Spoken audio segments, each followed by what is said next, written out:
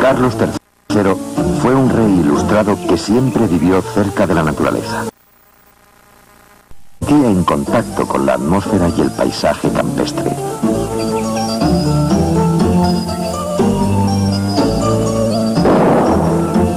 Las cacerías eran un pretexto para la distracción y el esparcimiento de casi todas las cortes europeas. Pero en el siglo XVIII estaban en su apogeo las ideas de Jean-Jacques Rousseau, el filósofo francés que proclamaba el regreso a una vida más sencilla y en contacto con la naturaleza.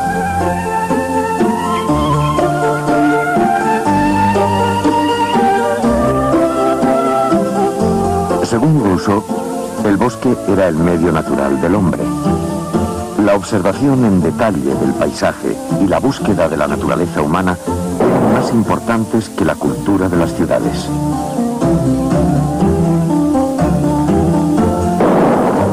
La contemplación de estos espacios estimularía en el hombre la capacidad de análisis, en contraposición con el misticismo religioso de tiempos anteriores.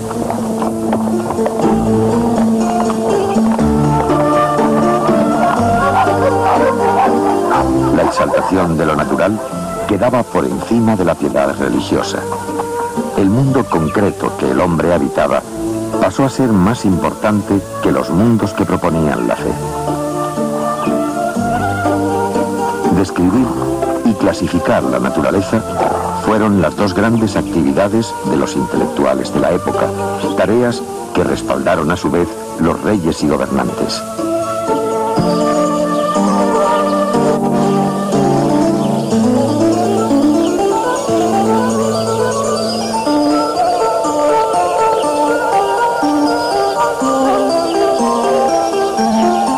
El Palacio de Caserta, edificado por Carlos III en su etapa napolitana, se alzaba en medio de un inmenso valle artificial que era más importante que el propio edificio.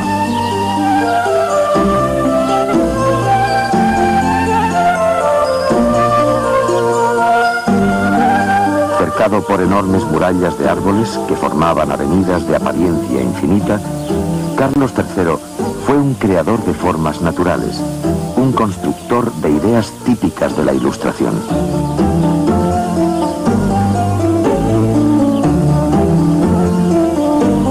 Para él y los filósofos del momento, la naturaleza era un telón de fondo indispensable para el desarrollo del espíritu.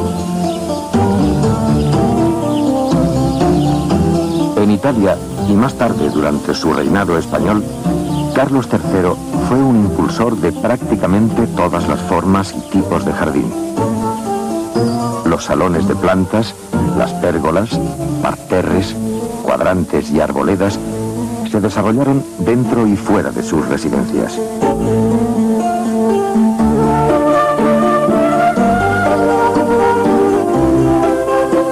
En sus lugares de trabajo, dispuso siempre de áreas verdes donde poder distraerse, alternando las actividades de gobierno con los paseos en silencio, ejercitando una forma de reflexión cotidiana.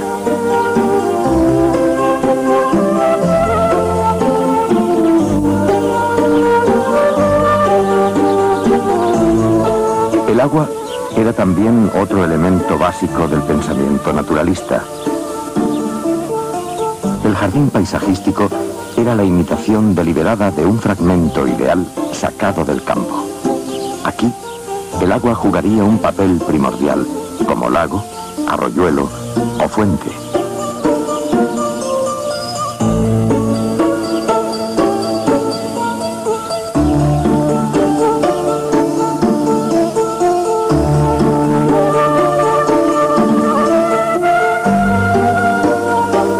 Este era un teatro de la naturaleza, un escenario idóneo para acercarse a las ideas en boga y para huir del ajetreo de las grandes ciudades que, para Rousseau, eran los abismos de la raza humana.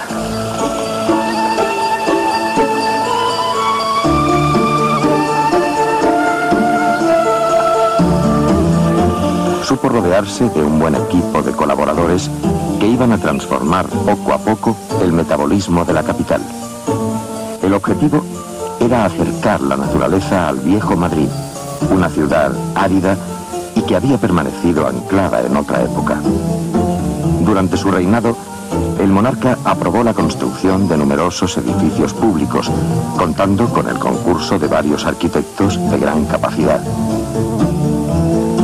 Tratando de evitar al máximo los escollos burocráticos, el rey aprobó los planos para la nueva Casa de Correos, la aduana, la Academia de Bellas Artes, el Observatorio, el Museo del Prado, la Puerta de Alcalá y el Hospital de Atocha, hoy convertido en el centro Reina Sofía. Pero quizá sus obras más personales fueron el Jardín Botánico y el Paseo del Prado, originalmente llamado Salón del Prado.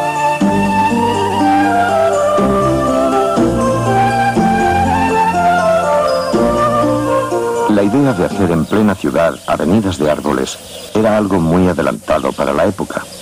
Primero era equiparar los árboles a una forma de arquitectura y segundo era utilizarlos para trazar líneas divisorias dentro de la ciudad. Plantó miles de árboles dispuestos en línea que formaban un muro vegetal alrededor del casco urbano. Utilizando nombres actuales, estas alamedas describían el siguiente itinerario: Puerta de Alcalá, Calle Serrano y Plaza Colón. Luego bajaban por Génova, Sagasta, Carranza y Alberto Aguilera. La idea de bulevar todavía no existía en Europa, pero los reyes ilustrados habían empezado a construir paseos para el encuentro de las personas importantes. Sin duda, esto estimuló a Carlos III para llevar adelante las obras del naciente Paseo del Prado. El rey trazó el eje norte-sur de la ciudad. Luego mandó desecar estos terrenos que antes constituían una cañada y ordenó nivelar la superficie para la colocación de los árboles. He aquí el resultado tal como nos ha llegado hasta hoy. El Paseo del Prado, la obra de urbanismo más interesante de Madrid, formada por hileras de álamos y plátanos orientales que crecieron con gran rapidez debido al terreno acuoso donde están emplazados. Este eje norte-sur sería más tarde prolongado y conocido como la Castellana, es decir, como el gran bulevar que ordenaría el espacio del Madrid actual. A su vez, el Paseo del Prado estaba inspirado en el gran eje de Caserta, la ciudad ideal que el rey había edificado cerca de Nápoles. Este eje monumental, de casi 3 kilómetros, era la base del proyecto y tenía numerosas fuentes, cascadas y estanques. Carlos III deseaba también introducir el agua en el Paseo del Prado.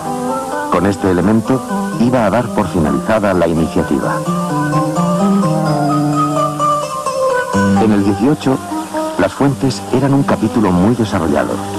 Había escultores exclusivamente dedicados a ellas. Caserta y muchos otros palacios remataban sus avenidas con estanques y fuentes. Sin duda, el modelo de Versalles era el más imitado por sus dimensiones y el marco teatral que conseguía. La idea de los arquitectos era trazar una línea divisoria para ordenar el espacio, pero en definitiva se trataba de crear un efecto óptico espectacular, un marco lleno de efectismo que serviría para los encuentros de la aristocracia y nobleza. En estos escenarios únicos, las reuniones de los notables adquirían otro carácter. Carlos III pensaba en estas perspectivas, pero sobre todo deseaba sacarlas del ámbito palaciego y aplicarlas a la ciudad concreta que era Madrid. Ventura Rodríguez sería designado para tal fin. Primero, dispuso la colocación de una fuente en uno de los extremos que con sus juegos de agua marcaría la estación inicial del paseo. Al centro dispuso otra, más pequeña, que adornaría la parte intermedia del proyecto. Luego concibió una tercera fuente, tan grande como la primera, para marcar el fin del trayecto que iban a seguir los paseantes y carruajes. Era una elipse inspirada en la romana Plaza Navona, que también tenía dos fuentes principales en sus radios. El Paseo del Prado, sin embargo, incorporaría a los árboles que taparían la fachada de los edificios y que lo acercarían al moderno bulevar.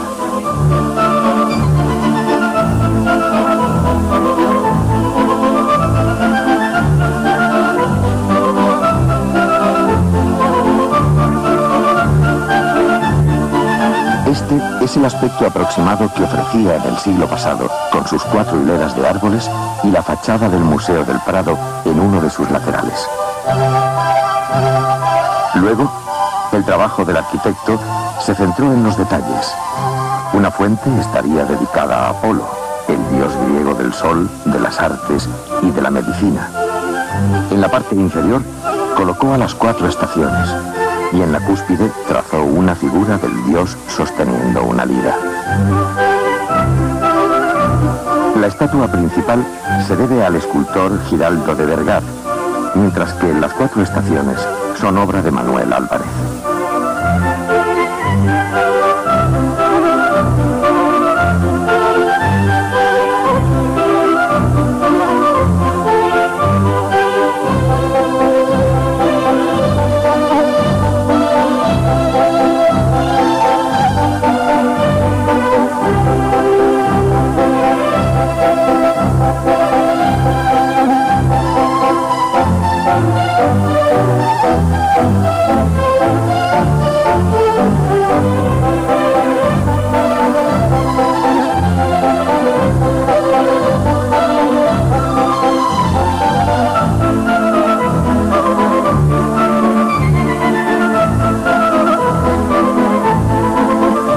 Apolo, el dios múltiple, era un arquetipo de la cultura grecolatina.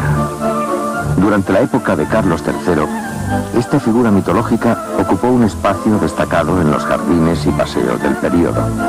Los gestos, facciones y actitudes de estos héroes antiguos fueron copiados, tal vez, para recuperar la sabiduría de sus creadores.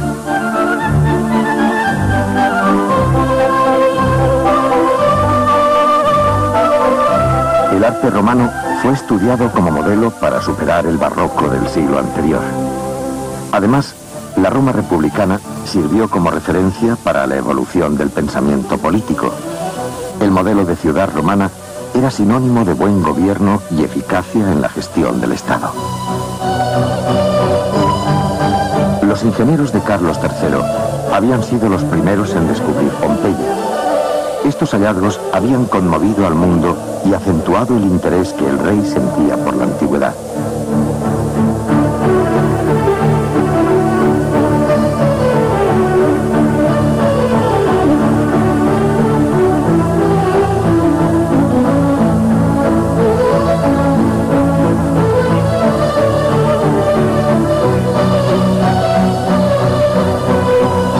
El soberano se sentía parte de la vanguardia europea que quería modificar la sociedad a partir de una nueva lectura del mundo romano.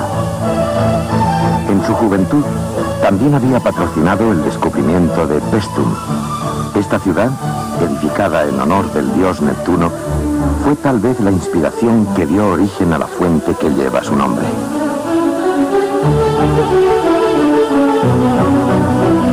Neptuno, dios del mar, sería la figura central de la próxima creación de Ventura Rodríguez.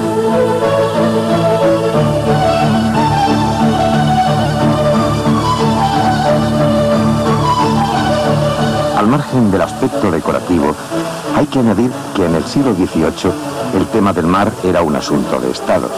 Quien dominara el mar se convertiría en el dueño del mundo, y la seguridad de las colonias dependía de la marina y su movilidad sobre los océanos.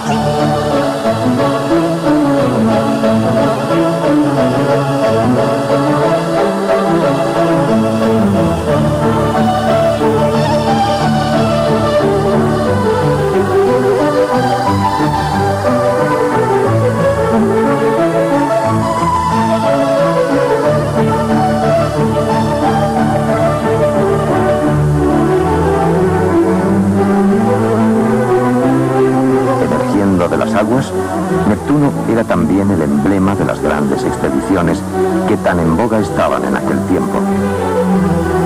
trabajos para concluir la obra tardaron 10 años y Ventura Rodríguez tal vez consiguió realizar la fuente más hermosa de la ciudad.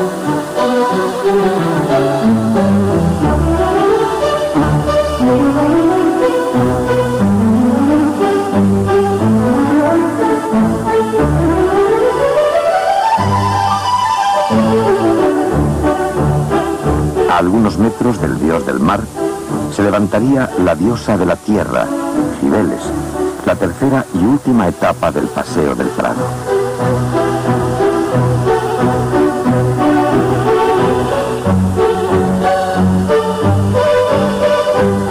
Este monumento simboliza la fertilidad del mundo habitado y de la diosa emana un aire de quietud y severidad.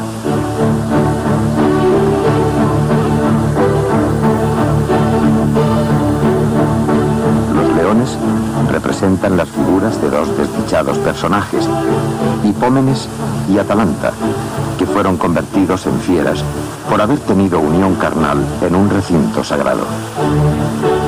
Estos temas mitológicos eran la moda casi permanente del siglo y agradaban al rey, quien aprobó con entusiasmo los bocetos de Ventura Rodríguez.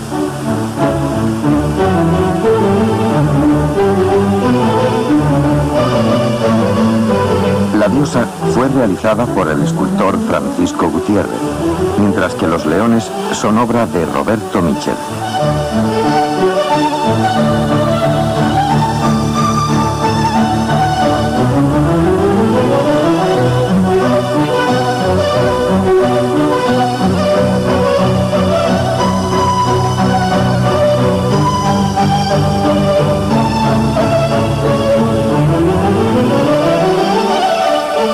Otra de las iniciativas que el rey dispuso para esta zona fue la Puerta de Alcalá, y para ello convocó a un concurso. Ventura Rodríguez presentó numerosos bocetos neoclásicos.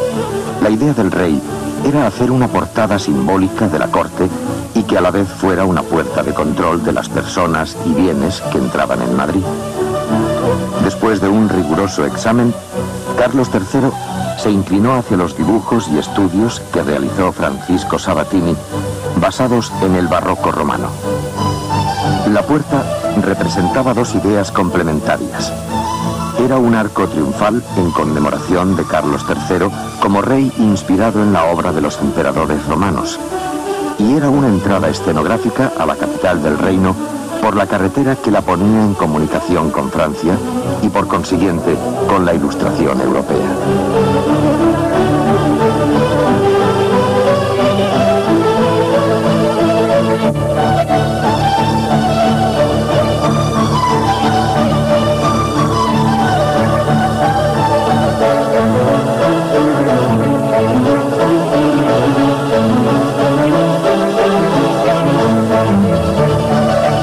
El escultor Roberto Michel diseñó los niños sentados sobre la cornisa, mientras que Francisco Gutiérrez realizó los escudos, corazas y lanzas que están en el otro lado.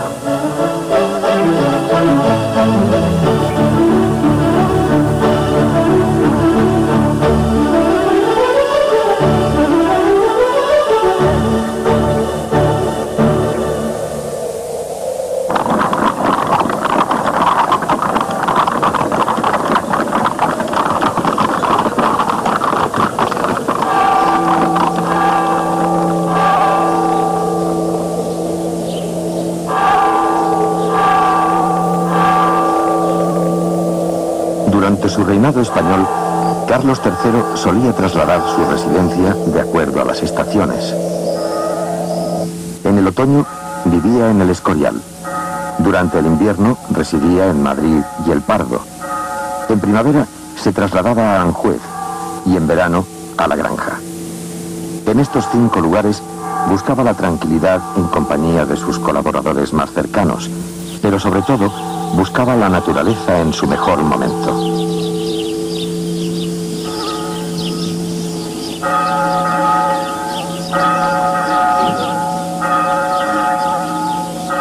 La primavera significaba para Carlos III su encuentro con la botánica, ya que casi todas las plantas florecían entre abril y mayo, y no había otro método de clasificación más que a través de las flores. En los sitios reales, el rey había creado numerosos invernaderos con el propósito de convertir la botánica en una de sus aficiones predilectas.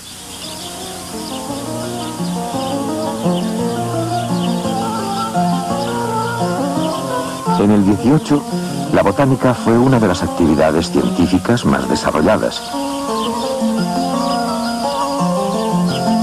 Muchos especialistas dispusieron por primera vez de los medios técnicos para abordar el estudio de las plantas.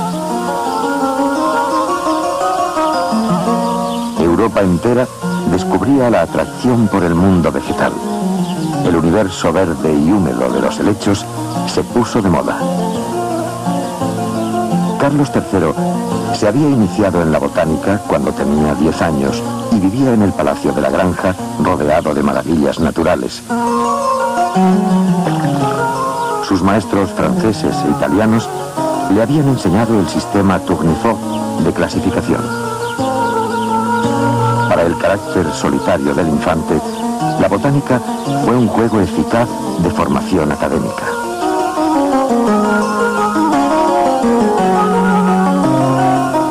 Este famoso cuadro de Jean Ranc le muestra en el momento de clasificar algunas especies. En la confección de estos álbumes residía gran parte del interés que suscitaba la botánica.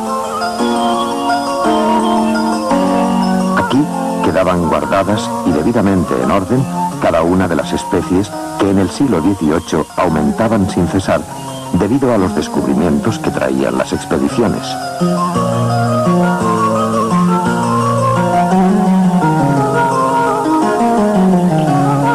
Estos hallazgos de nuevas flores y plantas fueron la gran inspiración para Carl von Linneo. Este botánico sueco tenía en Estocolmo un gran laboratorio vegetal. Aquí, Carl von Linneo había encontrado un nuevo y revolucionario método para clasificar las plantas. Hasta ese momento, cada flor recibía una serie de complicados nombres, a veces de hasta 12 palabras en latín, según la forma de sus hojas o el número de sus pétalos. Linneo, en cambio, se fijó en las partes reproductoras de la flor y de esta forma introdujo un elemento erótico en la botánica del siglo. El sistema sexual de las plantas, así denominó Linneo a su método, revolucionó la ciencia. A partir de su obra, la clasificación de las plantas podía ser un pasatiempo cotidiano salpicado de suave erotismo. ¿De qué manera este venerable naturalista sueco había colocado el sexo de las plantas delante de los ojos de media Europa? Los estigmas o partes femeninas de la flor definían la clase. Los estambres o partes masculinas, el orden. Así, cada planta recibía un nombre propio y sencillo. Pero Linneo hacía comentarios al margen atrevidamente eróticos con referencia al número de hombres y mujeres que había en el mismo lecho nupcial, es decir, en la flor. En una de sus obras describe a una princesa candorosa, desnuda, seductora, con las piernas encadenadas frente a la lengua de fuego de un dragón. En otro párrafo dice: había 20 o más machos en un mismo lecho con la hembra, para definir el estado de la amapola y el tilo. Mientras los hombres de ciencia valoraban el gran hallazgo de este hombre, su libro Species Plantarum se puso de moda entre la aristocracia. Las metáforas del botánico sirvieron para que muchos se interesaran en esta materia. La lectura de estas inocentes fábulas harían la delicia de la nobleza en sus reuniones galantes. Esta identificación del sexo femenino con las flores era una idea que venía de la antigüedad y que volvió a entusiasmar a la élite del XVIII y su prodigiosa vida social.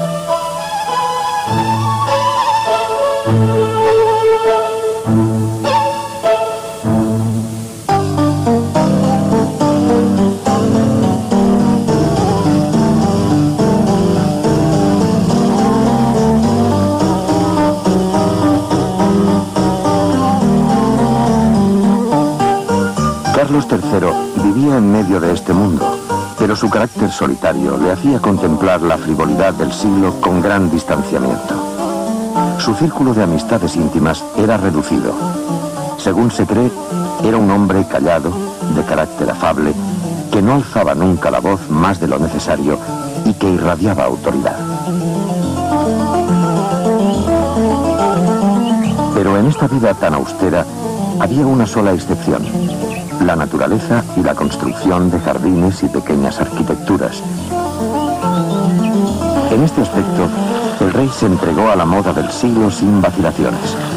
Levantó grutas con estalactitas de piedra y cascadas artificiales, parodiando los ambientes primitivos que estaban en boga.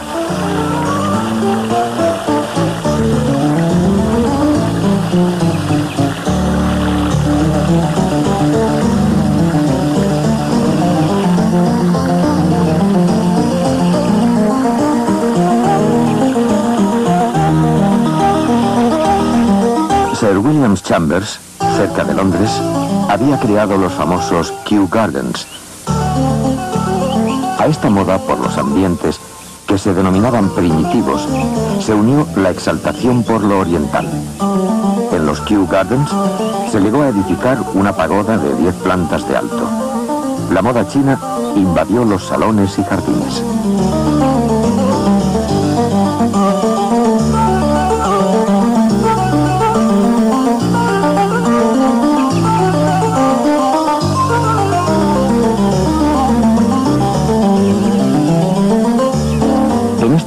De exaltación por lo natural, Carlos III decidió apoyar la creación de un nuevo jardín botánico para Madrid. El 23 de noviembre de 1773, un equipo formado por el secretario de Estado Grimaldi y el primer catedrático de botánica, Casimiro Gómez Ortega, propuso al rey la idea de trasladar el antiguo jardín de Migas Calientes hacia el interior de la ciudad. A esta iniciativa se sumaron también el sumiller de Cobb, duque de Losada, y el intendente del viejo jardín, Mucio Zona.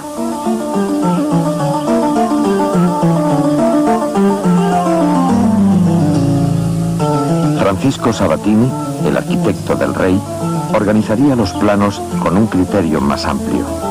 Aquí habría espacio para los cuadrantes, semilleros y almácigos de especies tanto decorativas como de aplicación práctica.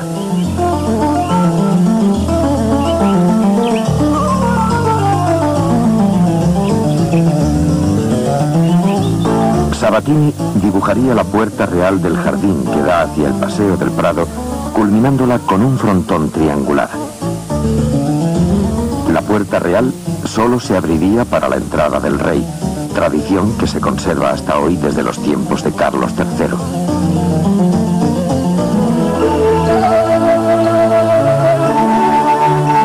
La inauguración se produjo en 1781, con la asistencia de la aristocracia madrileña en pleno.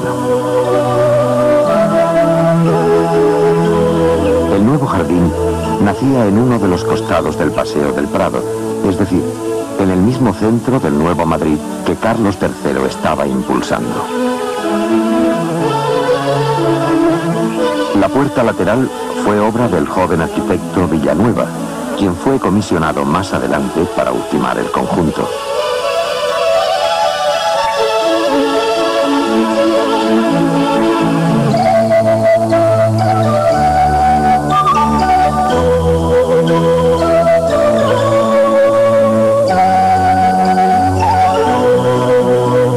El jardín botánico fue el primer espacio verde, no privado, a donde podían entrar todos los ciudadanos.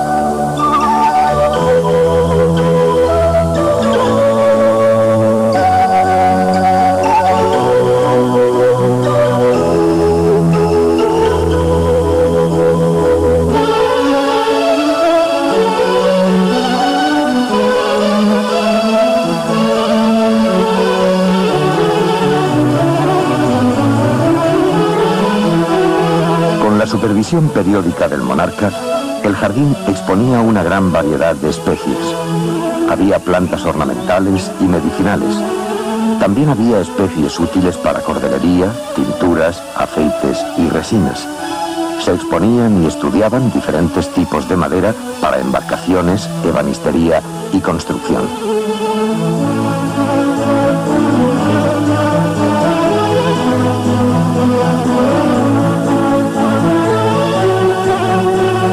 Un sistema de riego que cubría las 3 terrazas del jardín funcionaba día y noche.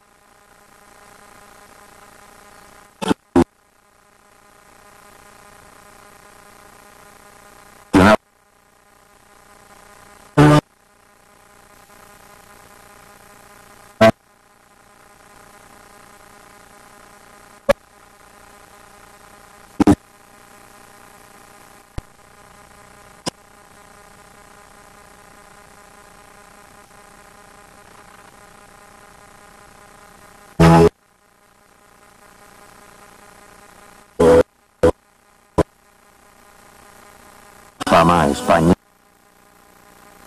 ya que esta planta era muy malaria. Estas de aquellos años vieron aumentadas sus posibilidades con las especies que empezaron a llegar de América con mayor regularidad. En el 18 formó la investigación y la enseñanza en España. Incluso los botánicos llegaron a tener prerrogativas para examinar a médicos, cirujanos y boticarios, a pesar de que estos llevasen muchos años ejerciendo su profesión.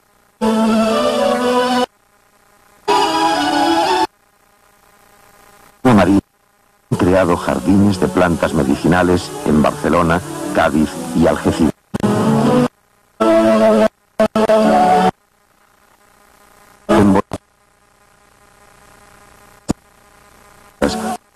Población ser de la práctica ilustrada.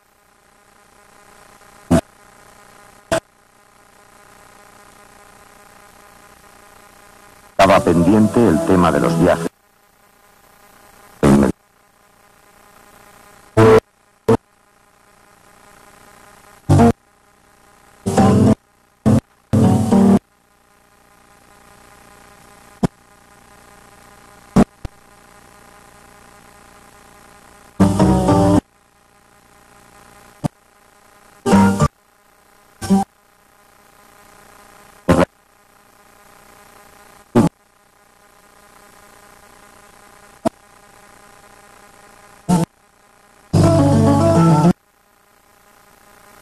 El deseo de buscar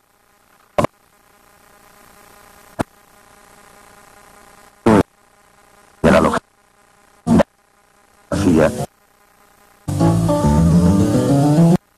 científica con el mejoramiento global de mí francés en un viaje al Perú para medir el inglés la distancia exacta de la Tierra al Sol en los mares de...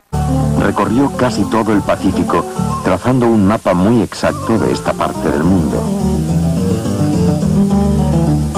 Celestino Mutis, nacido en Cádiz, sería el personaje clave.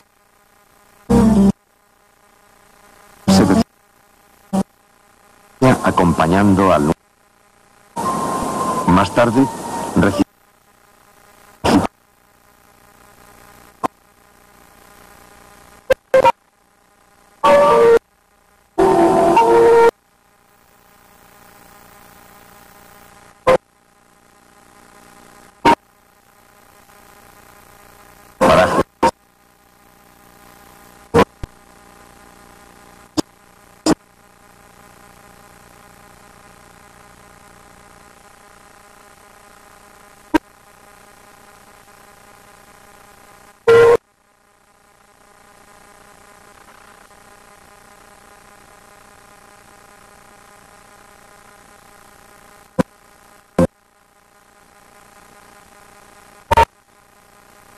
hallazgo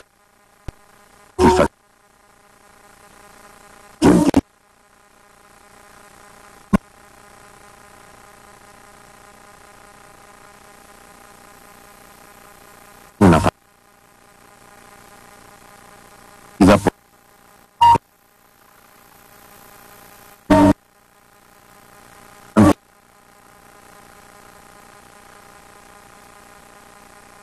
mexicanas para enviar más tarde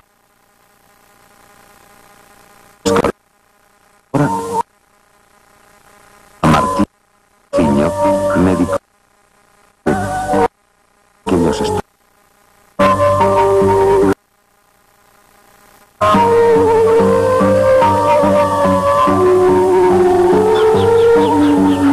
Cessé logró reunir un herbario con casi 4.000 plantas, de las cuales 2.500 eran totalmente desconocidas en Europa.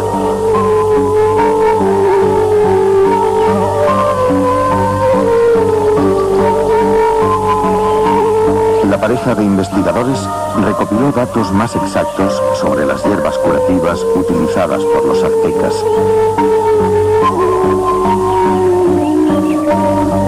El Jardín Botánico de México y el Gabinete de Historia Natural, recién inaugurados, fueron dirigidos por otros miembros de la expedición.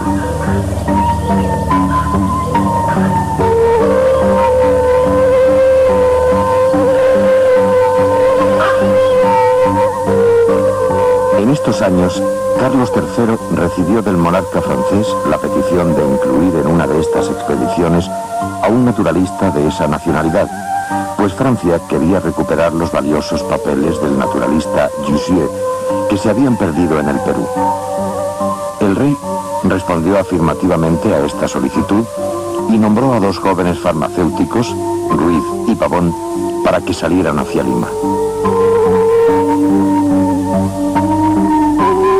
Desde Francia llegaría el naturalista Dombey, un médico de gran erudición, para que los acompañase en su viaje al Perú. En total, el difícil viaje duró 9 años y en su primera etapa abarcó las tierras de los incas y otras culturas de la altiplanicie.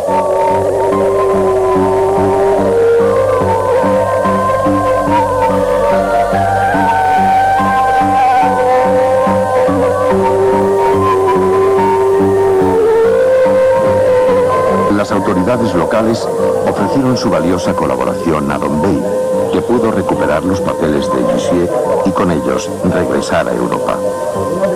Mientras tanto, Ruiz y Pavón continuaron sus observaciones, descubriendo la orquídea, el árbol de la jacaranda y la quina morada. Para estos jóvenes, que apenas contaban con 22 años cada uno, la sociedad peruana les parecía un mundo lleno de asombro.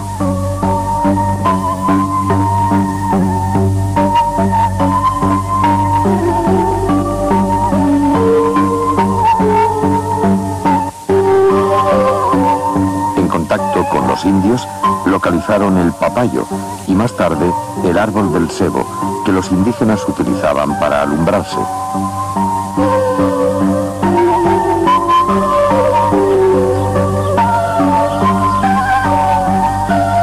Chile fue la segunda etapa del viaje, donde Ruiz y Pavón encontraron la Araucaria araucana, una conífera de grandes proporciones, cuyas semillas habían servido de alimento a la legendaria tribu de los araucanos.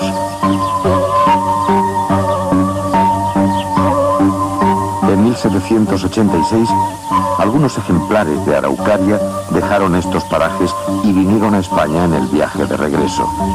Pronto se extendió por los jardines botánicos europeos como un descubrimiento español.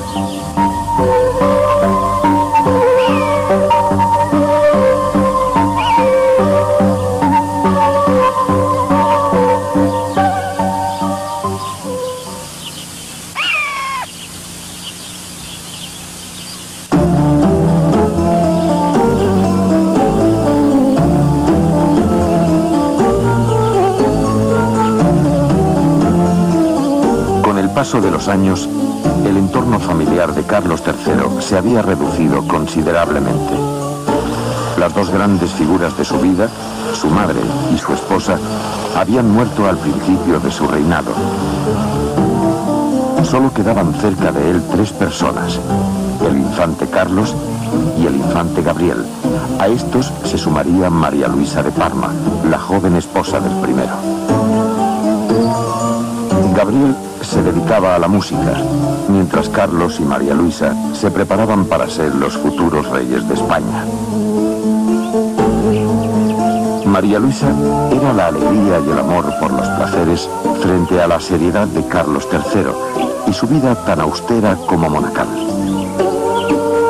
Esta princesa italiana, de carácter fogoso, se había educado en la exquisita corte de Parma y entre sus maestros estaba Condillac, uno de los autores de la enciclopedia. Su personalidad desenvuelta contrastaba con la sobriedad del monarca, cuya soledad se había hecho célebre en todas las cortes europeas. El rey era un hombre de pocas palabras, de carácter reservado y benevolente en asuntos familiares, que casi nunca conseguía sustraerse de las tareas de gobierno. La princesa se convirtió en una apasionada intérprete de la guitarra española. En pocos años, desde su llegada a España, alcanzó un gran nivel con este instrumento.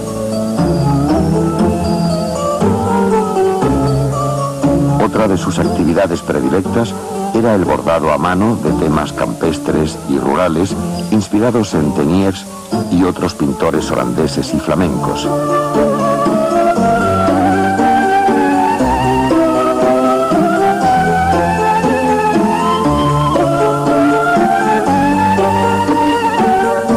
El infante don Gabriel, que era el preferido de Carlos III por su enorme sensibilidad, tenía por maestro al padre Antonio Soler, quien compuso para él muy bellas partituras.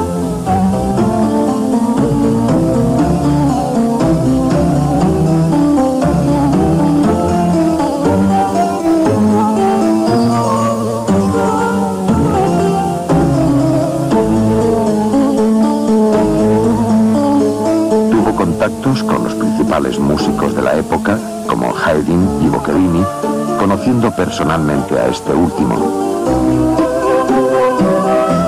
Los príncipes vivían en su propio mundo, donde el rey era un visitante ocasional. Villanueva levantó para ellos una joya del neoclasicismo, la casita del príncipe en el Escorial. Aquí, esculturas, porcelanas y tapices formarían un museo vivo del arte español del XVIII.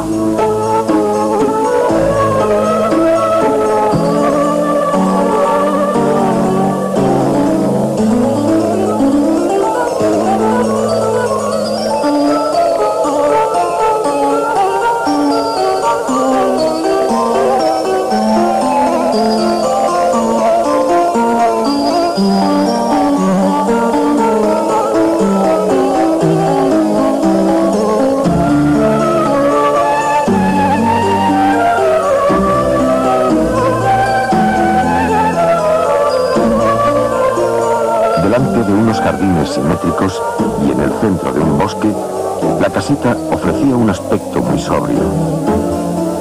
La segunda planta estaba dedicada al príncipe Carlos, que era un aficionado al violín. La casita no era una residencia, ya que carecía de dormitorios y cocinas, sino simplemente un lugar de esparcimiento.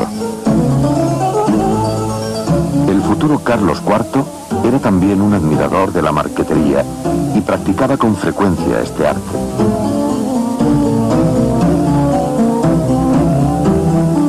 Asimismo, la fabricación de muebles le apasionaba y era un gran conocedor de la ebanistería de su tiempo.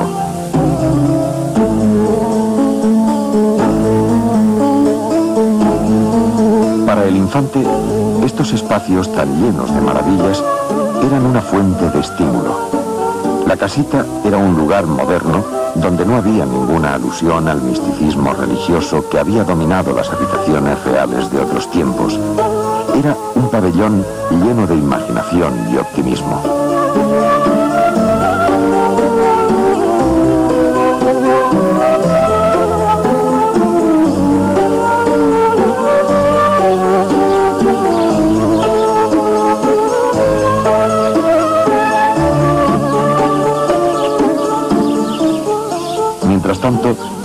ideas de Rousseau estaban de moda.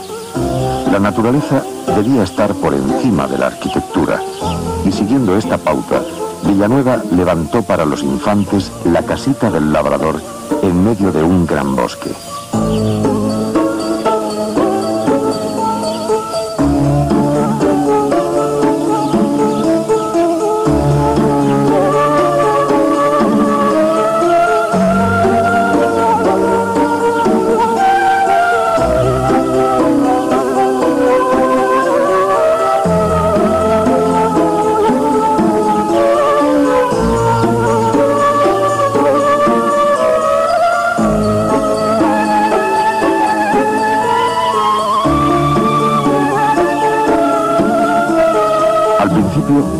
El proyecto era la imitación de una simple cabaña de labranza, pero la idea original dio paso a un palacete de grandes proporciones que a su vez fue reformado hacia el 1800. En este escenario, los infantes supieron elegir las obras adecuadas para configurar uno de los más bellos palacios de la Ilustración.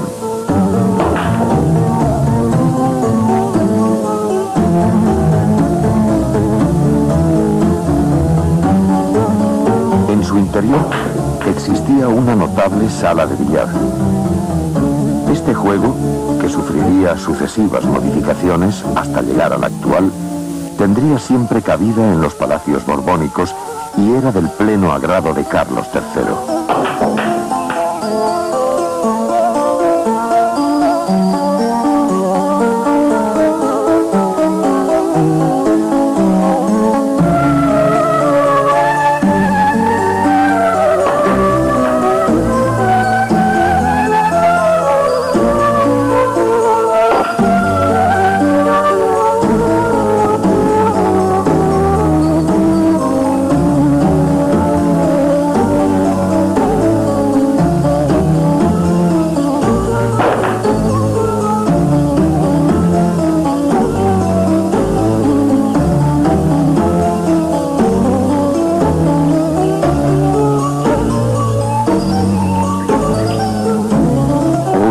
Afirmaba que el hombre debería escapar de la desastrosa sociedad moderna, abandonando las ciudades y refugiándose en el campo.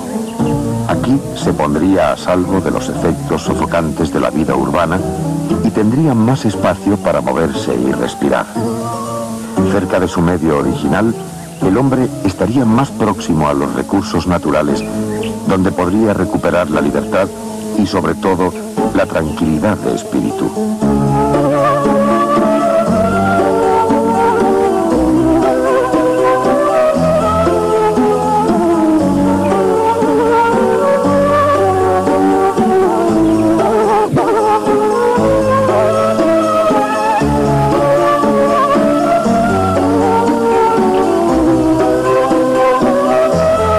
Carlos III se esforzó por vincular el campo con la ciudad para acercar la naturaleza a los espacios urbanos. Quería transformar Madrid en un lugar más funcional, pero sobre todo más agradable para vivir.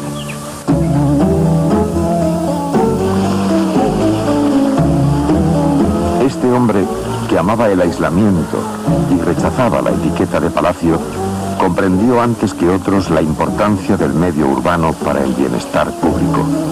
Comprendió que la única alegría pura era la alegría de todos.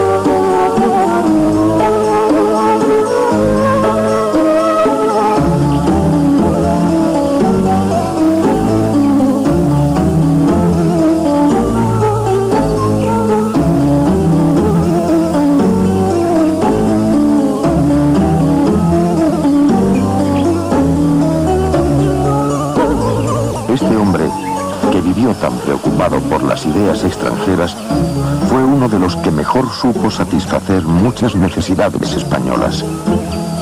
Y como suele ocurrir con tanta frecuencia con los hombres que se adelantan a su época, somos los españoles de ahora sus más directos defensores.